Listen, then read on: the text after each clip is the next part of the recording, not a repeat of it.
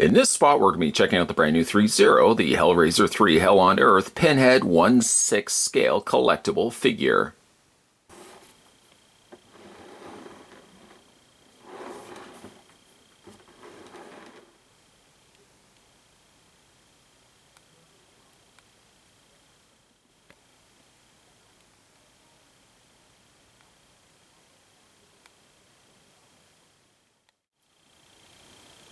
This 6-scale release of everyone's popular Cenobite unfortunately doesn't come with any sort of display stand. Not to say that standing options can be problematic, as you can clearly see, Pinhead has no problems whatsoever standing on his own.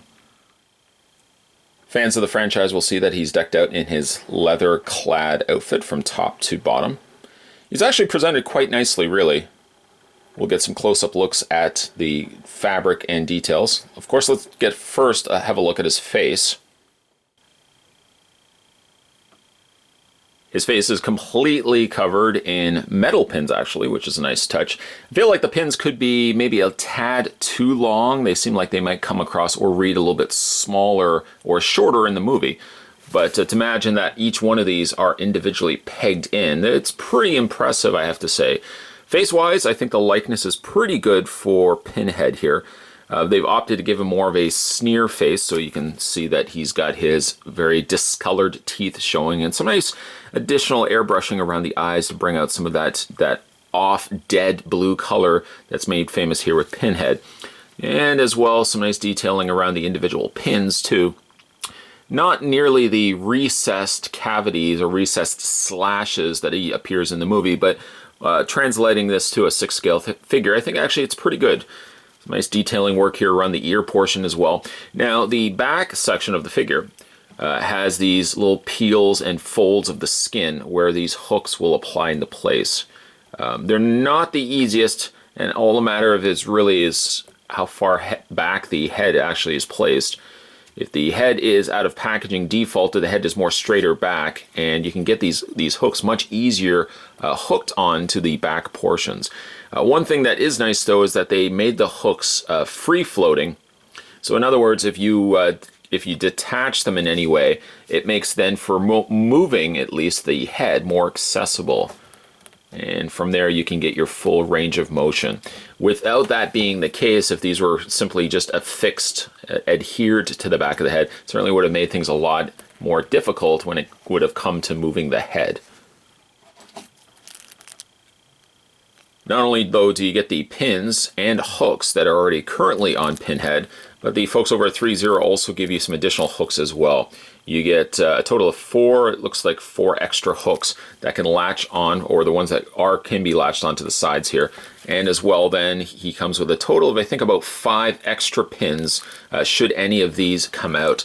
It seems like the pins themselves are pretty affixed in there. I don't feel at all worrisome that they are going to come loose. They feel pretty secure there. Maybe the one that I'm a little questionable about is the chin pin, in which that does look like it's slightly on an off angle. I could slightly try to bend it. There we go. There we go. Again, you don't want to move these around too much, but at least if something does happen, dare I say, to any of the pins, you do at least get some extras to work with. Side profile, once again, rotating around to the face sculpt. Doug Bradley, I think, would be pretty happy with how this turned out. We don't get many incarnations of Pinhead to plastic, so when they do come around, I try my best to pick them up. This one, I think, is more notably one of the better ones of the releases that we've seen. I'm just happy that we're finally getting a 3-0, or in this case, just a 6-scale figure release of my favorite Cenobite. As we already had looked at, though, the rest of his outfit is leather-clad. Not quite leather-clad as one would expect. It is actually still a faux leather. But I think they did all the things quite well. All the additional stitched folds, little line portions here of his sleeves that carry then up into his shoulder portion and running around to the back. He's got then the bodice or bustier kind of top here that secure fits around his body.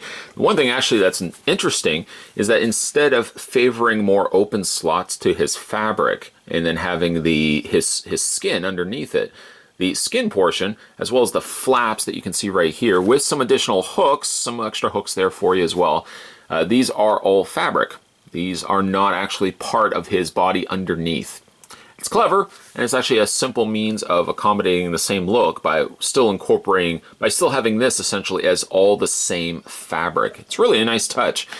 Some nice detailing there down below on his stomach portion. I suppose as the only nitpick I could probably make about the body itself is that it seems a little on the wide side. The sleeves aren't so much the issue for me. I find like the torso section here is just a little on the soft side. I wish that this had not necessarily been too much skinnier, but I wish it was maybe just not as broad here. Just, it seems like he's very, very squared off here. Then we get down to the skirt portion here. It's not, again, not quite a leather, and it's almost like a nylon material here. And then it's got its own underlining. We can go ahead and lift the skirt, which is not probably something that Pinhead would normally be in favor of. And you can see that the additional leather here has been carried over to the leg portion here. What's interesting, though, is that the leg material, I feel, would favor almost better to be the same material that they used on the outside. On the outside, it actually seems like it's a completely different material. If we get like a close look at the fabric here, again, it looks a little bit more like a more simulated leather, which I think would have translated better for the outside material rather than this material that they ended up going with. You can see that the material itself has almost like these little lines running across it, whereas the pant material underneath has something that looks a little bit more like a traditional faux leather. And then we've got there as well the boots, not something you see a lot of in the actual Hellraiser movies, but some nice additional detailing there as well. And there's the undersides of Pinhead's boots.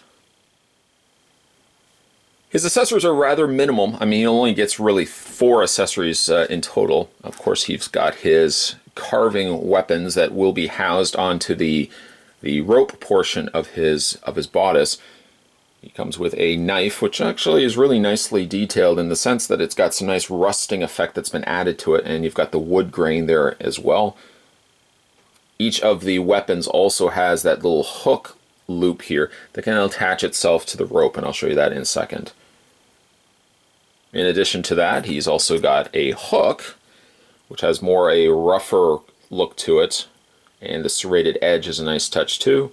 All having the same, sharing the same paint deco, this rusted metallic look. And lastly, he's got himself like the equivalent of a hacksaw,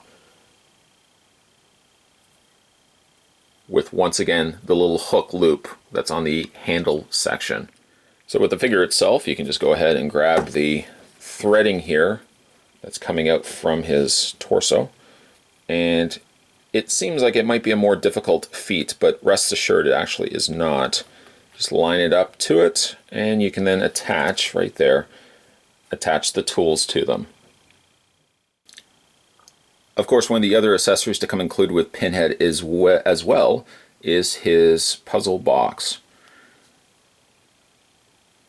The puzzle box actually is pretty good, pretty nicely detailed. A second accompanying puzzle box could have gone a long way as well. That would have actually had the configuration in motion, but still as a static piece, I think it's actually still pretty good.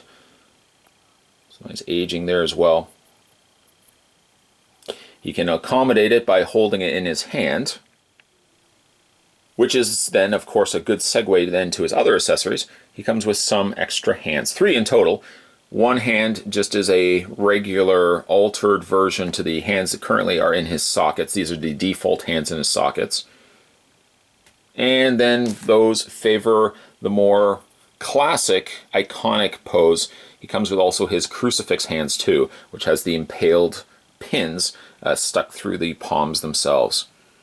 Really, again, nice detailing.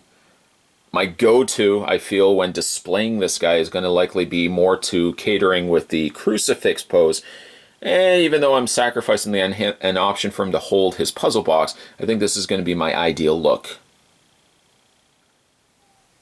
Yes, by incorporating the hands, the look is very, very cool by having him in the crucifix pose. Something also can be accomplished by the fact that I've detached the hook on the back of his head and also on the sides. That gives us that extra little bit of wiggle room for the head. Again, this could have easily been any sort of Pinhead release. ThreeZero could have just accommodated by releasing this guy solely as Pinhead. But incorporating these little extra hands are a nice little touch by the company. So this guy's articulation, let's run through it. Once again, he does have the ball joint, but you do have to be careful with these little side hooks. Making sure, of course, that they are not latched on at the point that you are starting to move the head, for fear that this could rip out of the fabric here. So making sure these are completely detached. You do get the options of what one would expect with a ball joint here in Pinhead, despite the fact that he's got all these extra pins working on his forehead. As for his shoulders, the shoulders hinge out fairly easy, actually. Not restricted at all, and this fabric actually does a pretty good job of not bunching up. So when it comes time to like move the arms forward and back, it doesn't seem like it is all that much restricted. As you can see, I can bring the arm pretty far forward, and yes, there is just a little bit of bunching, but certainly not nearly the level that I expected initially that it was going to be. When you get to the torso, you got to be a little bit careful. Basically, this section right here is being one solid piece. You don't really get you get some luxuries when it comes to the bending, but most of the bending really resides in the more so the waist than anything else. For his legs, despite the fact that he is covered by his skirt, you can get a good split with his legs, as well as a forward and a back motion on the individual legs. Does have a double hinge on the knee, as well as he has a full rotation as well in the foot. With the Hellraiser 3 Hell on Earth Pinhead, I think ThreeZero gave me ultimately what I wanted this figure to turn out like.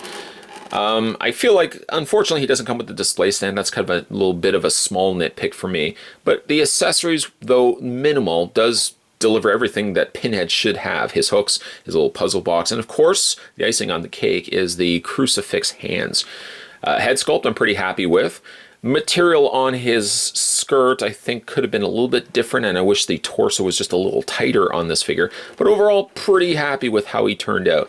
ThreeZero, one of the benefits as well of picking up these 6-scale figures is that the price point on these is much more affordable than other 6-scale figures on the market. So if you're interested in adding this guy to your collection, he certainly won't break the bank doing so. Today we were having a look at the Hellraiser 3 Hell on Earth 1/6-scale collectible figure of Pinhead from the folks over at ThreeZero. If you guys like what you saw in this video, certainly check out my other videos as well. And if you haven't had a chance to subscribe, click that little subscribe button and you're good to go. See you guys next time.